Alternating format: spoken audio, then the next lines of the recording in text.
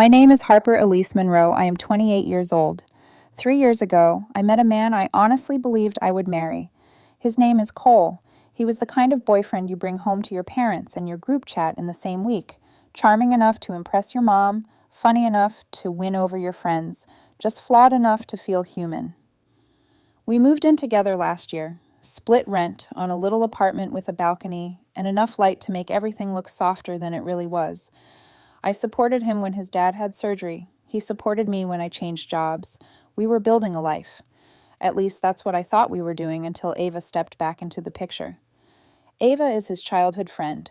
They grew up on the same cul-de-sac, biked to middle school together, went to the same summer camp. If he talked about her at all, it was always in past tense, this vague figure from a chapter long closed. Then 4 months ago, she moved to our city. Suddenly, she wasn't past tense anymore. She was 3 new text threads. She was coffee catch-ups twice a week. She was study sessions at the library, helping him with coursework for a professional certification he hadn't mentioned until she volunteered to tutor him. She was late-night phone calls on the balcony about her relationship issues with some guy I'd never even seen. At first, I tried to be cool about it. Adults can have friends. Adults can have old friends resurface. Adults can drink their tea and smile and not spiral into insecurity every time their partner's phone lights up with a familiar name. But there's a difference between having friends and letting someone new take up a permanent rental in your relationship. One night, around midnight, Cole was outside with his phone pressed to his ear, pacing in circles. I could hear Ava's name in every other sentence, hear the soft tone he saved for moments he wanted to feel like a hero. Something in my chest tightened. When he came back inside, I tried to talk about it. "I'm not comfortable with how much time you're spending with Ava," I said. I kept my voice even, careful, because I didn't want this to turn into a fight. He rolled his eyes. "Seriously? She's like my sister, Harper. We've known each other since we were 12. Brothers don't text their sisters good morning every day with heart emojis," I said, "or call them at midnight about their dating problems." His jaw set. "You're being paranoid and controlling. This is your issue, not mine." That word controlling hung in the air like a bad smell. The next time I tried to bring it up, the script was the same. He flipped my concern into an accusation. I wasn't secure enough. I didn't understand that men and women could be friends. I was listening too much to TikTok and turning into one of those girls who doesn't let her boyfriend have a life outside of her. It was impressive, really, how quickly he turned the conversation into an indictment of my character. His friends picked it up, too. At gatherings, I could feel the side glances from the women Ava had quickly bonded with. I heard my name in whispers, followed by, "Yeah, she freaked out about him studying with Ava. Total red flag." Apparently, I was the jealous girlfriend who couldn't handle her boyfriend having a female friend. That would have been funny if it hadn't hurt so much. 2 weeks ago, he was getting ready for another study session. He put on his nice jeans, ironed a shirt he usually reserved for date nights, sprayed on the cologne I bought him for our anniversary. I watched him in the mirror, mascara wand in my hand, and forced a smile. "You look nice," I said. "For studying." He snapped around. "Oh my God, Harper, stop. Just stop. I can't deal with this jealousy anymore." "It's not jealousy, it's basic awareness," I said. "You hang out with her more than you hang out with me lately. You talk to her more than you talk to me. I'm allowed to feel weird about that." He shook his head. Ava, is just a friend." He corrected himself quickly, but the slip stuck in my ear like a splinter. "Either you trust me or you don't. But I'm done having this conversation. I can't breathe with you on my back like this." I looked at him, really looked at him, for the first time in weeks. The anger in his eyes, the defiance, the complete lack of empathy for how uncomfortable this made me. And I made a decision. "You're right," I said quietly. His expression flickered, confusion, then smug relief. "I am?" "Yes," I nodded. "I'm sorry. You're right. I'll stop bringing it up. I trust you." Some part of him must have sensed that something was off because his eyes narrowed for a split second. Then he smiled and kissed my cheek. "Finally," he said. "Thank you, baby. I'll be back by 10. He left at 6 p.m. I watched his car pull away. I waited exactly 5 minutes. Then I picked up my phone and called a number I had bookmarked earlier that day before I ever told him he was right. A private investigator answered on the second ring. Ray speaking. "Hi," I said. My voice sounded far away, even to me. "I need to hire you." Ray met me the next morning at a diner that looked like it hadn't changed since the 80s. He showed up in a clean button-down, silver hair combed neatly back, the kind of man people underestimate because he moves slowly and listens more than he talks. But when he finally spoke, his voice was firm, crisp, and carried the weight of someone who had documented human lies for decades. 3 days, he said, folding his hands over his notebook. If they're cheating, 3 days is usually enough to prove it. 3 days. 3 days to confirm whether the man I'd planned a future with was betraying me. 3 days to find out whether my instincts were warnings or wounds. I paid his retainer. We shook hands, and the surveillance began. Day 1 started with a text from Ray at 10:14 a.m. They're at a coffee shop on 8th. He sent a photo. Cole and Ava sitting across from each other, leaning in close, Ava's hand brushing his forearm as she laughed.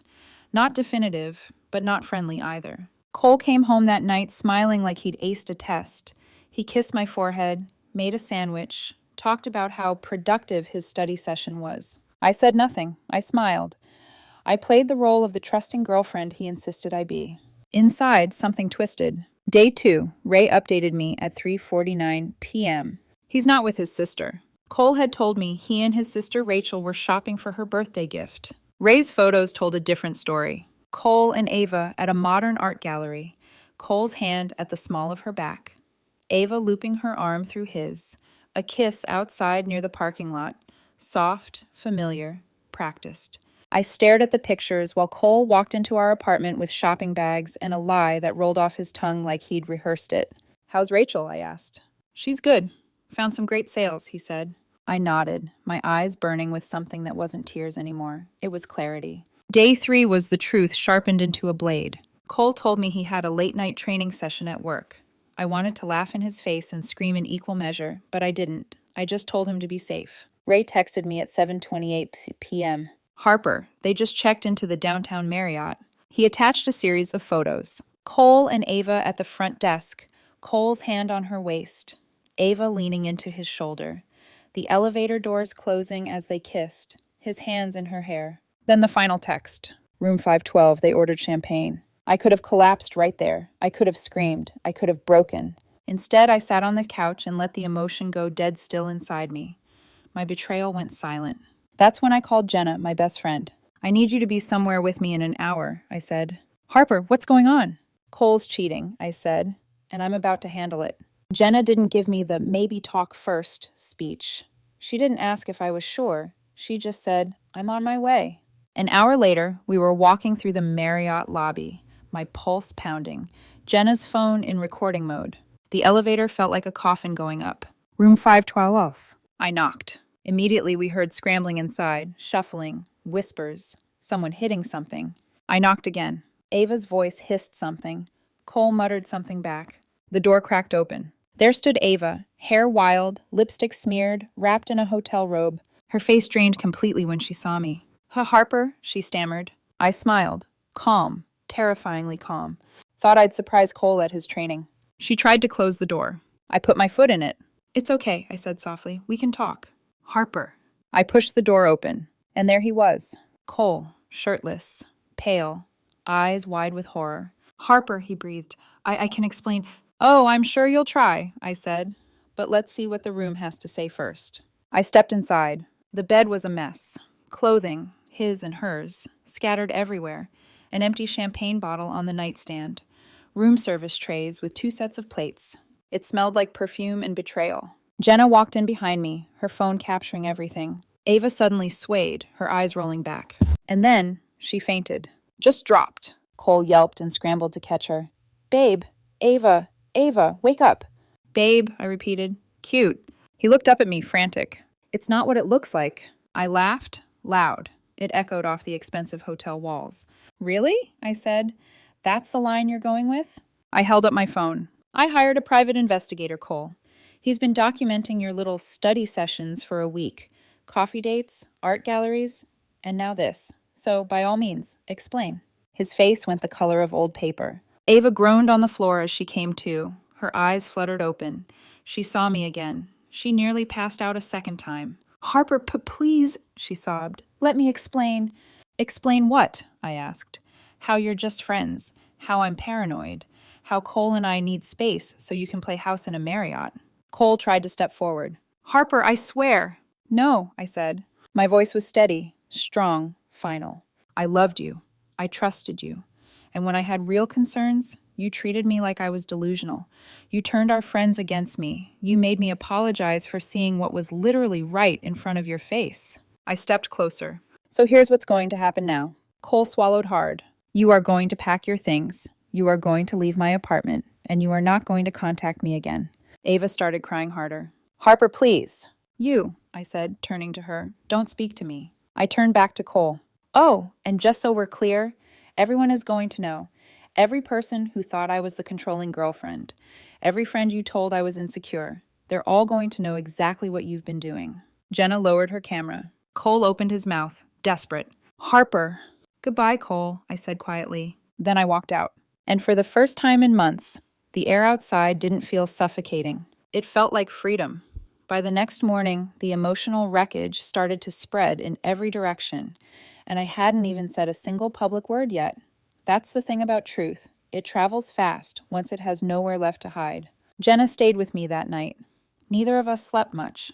She knocked out on the couch with her hoodie over her face while I lay awake in bed, staring at the ceiling, feeling strangely empty. Not shattered, not devastated, just drained, like someone had wrung out every last drop of tolerance left inside me. Around 9 a.m., I posted something simple on social media, not a name, not a picture, nothing inflammatory. Just one sentence. When he says she's just a friend, but your PI finds them at a hotel, 3 years wasted. Trust your gut. Within minutes, people started connecting dots. Our friend circle wasn't big. Ava wasn't subtle. And Cole, well, Cole had been telling anyone who'd listened that I was controlling and insecure. Turns out people remember that kind of smear campaign when the truth surfaces. My phone began buzzing nonstop, group chats blowing up, coworkers sending me vague, "Are you okay?" messages, his cousin liking my post and immediately unliking it, like she'd had a moment of truth, then panicked. And then the calls started. Cole called 27 times in the span of 2 hours. I ignored all of them. He left voicemails that ricocheted wildly in tone. Voicemail number 1, breathless panic. Harper, please call me back. We can talk about this. Voicemail number 3, defensive. You're blowing this out of proportion. It wasn't like that. Voicemail number 6, angry. You humiliated me. Posting about this? Are you kidding? What's wrong with you? Voicemail number 12, manipulative. If you don't talk to me, I swear, Harper, I'm not okay. Please don't do this. Voicemail number 19, pathetic. I love you. It meant nothing. Ava means nothing. Just please talk to me. Voicemail number 27, threatening. You're ruining my life. I swear to God, if you keep posting about this. I blocked him. 2 minutes later, Ava texted me from an unknown number. You're destroying everything. Please stop. We didn't mean to hurt you. I blocked her too. Then I called Ava's sister Rachel because in one of the voicemails, Ava threatened to hurt herself if I didn't forgive her. And while I didn't trust a word she said, I wasn't willing to gamble with someone's life. Rachel was furious, not at me, but at Ava, because apparently Ava had used her as an alibi several times without her knowledge. While I dealt with that, Cole's friends began posting thinly veiled subtweets. Some people don't know how to keep relationship problems private, and y'all need therapy, not Instagram. The irony was thick enough to choke on. At around noon, Ava showed up at our apartment with her mother and her best friend Kayla. They stood outside like a dysfunctional girl band, Mom glaring, Kayla smirking, Ava crying before the door even opened. I'd already packed Ava's boxes. Everything labeled, taped, sitting by the door like a shipment no one wanted. Ava's mom pointed a shaking finger at me the moment I opened the door. How dare you put my daughter through this, she snapped. Hiring someone to stalk her? Watching her every move? You are sick. I almost laughed. Instead, I turned my phone around and showed her one of the tamer photos, Cole and Ava kissing outside the gallery during one of their supposed shopping trips. Her face went slack. That's fake, she muttered weakly. It's time-stamped, I said flatly. And trust me, that's the PG version. Kayla immediately swooped in, hands on hips. "Everyone makes mistakes, Harper," she said. "You're really going to throw away 3 years over one slip-up?" "One slip-up?" I repeated. "Sweetheart, check the date stamp. This started weeks ago, and instead of being honest, Ava convinced everyone, including you, that I was jealous and controlling." Kayla opened her mouth to speak again, but Ava burst into tears. "I'm sorry," she sobbed. "I love you, Harper. I was confused. It didn't mean anything." "Cole didn't mean anything?" I asked, arching an eyebrow. "Because that's not what he said when he called you baby while you were fainting dramatically." Ava whimpered. Her mother scowled harder. "This is harassment," she hissed. "You have no right to humiliate her." I took a slow breath. "Your daughter humiliated herself. I simply stopped covering for her." They began carrying boxes out. I supervised, leaning against the kitchen counter, arms crossed. I wasn't going to give them a chance to accuse me of breaking or stealing something later. When they reached the bedroom, Ava tried one last Hail Mary. She closed the door behind her and looked at me with swollen, desperate eyes. "Harper, please," she whispered. "I know I messed up, but you and Cole, you were everything I wanted to be. I was jealous. I didn't mean for it to happen. I'll go to therapy. I'll block him. I'll do anything. I want you in my life." That one made me stop. "Wait," I said. "You want me in your life after you slept with my boyfriend?" Her lip trembled. "We can fix it." "You killed that possibility the first time you lied to my face," I said. "Pack the last box and get out." Her mother, who had been listening from the hallway, huffed so loudly the walls shook. "You'll regret this," she snapped. "You'll never find another woman like my daughter." "I sincerely hope not," I said. Kayla attempted one last parting shot. "Well, at least now we all know what kind of girl you really are." "Yeah," I said, "a girl who trusts her instincts." After they left, Ava's mom shouting the entire time, I shut the door, leaned against it, and exhaled the deepest breath of my life. Then I changed the locks. That night, Jenna came over with pizza and her PlayStation. We didn't talk about Cole or Ava. We just shot pixelated bad guys until 3 a.m. Sometimes not talking is the only kind of healing you can manage on day one. By week 2, the chaos had stopped feeling shocking and had started feeling predictable, like watching a train wreck in slow motion where every moment was messy, loud, dramatic, and somehow exactly what you knew was going to happen. Cole was unraveling. Not because he missed me, not because he regretted what he did, but because the consequences finally found him. The first escalation came in the form of a message request from Marcus, the man Ava cheated with in the original story. But here, the role is played by Cole. In my version, Marcus is Ava's other affair partner, not mine. Except this time, in my story, he was the one who slid into my inbox. He sent me a long, self-righteous paragraph. "Harper, we need to talk. What you did was messed up. You violated Ava's privacy. Hiring a PI is basically stalking. If you don't delete any photos or posts about this, we'll consider legal action."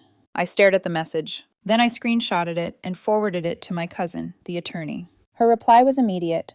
"Tell him to eat dirt." So I wrote back, "Legal action for what? Confirming your affair? Good luck. Also, don't ever message me again." Blocked. But Cole's mother, Patricia, the same woman who watched Ava cry on my doorstep and claimed I was sick, was just getting warmed up. She posted on Facebook, "My daughter is being harassed and stalked by her ex. He hired someone to follow her without her consent. This controlling behavior is dangerous. Please share." She tagged me. She tagged Ava. She tagged half the city. And that would have been mildly amusing, except my mother saw it. My mom commented, in the most mom way possible, with impeccable punctuation and the calm rage of a woman who has lived through several recessions, 3 toxic bosses, and a marriage to my father. "Interesting accusation. Did you also inform everyone that your daughter was caught cheating for weeks? That Harper hired a PI because Ava repeatedly lied to her while gaslighting her about being jealous? Accountability is a healthy trait.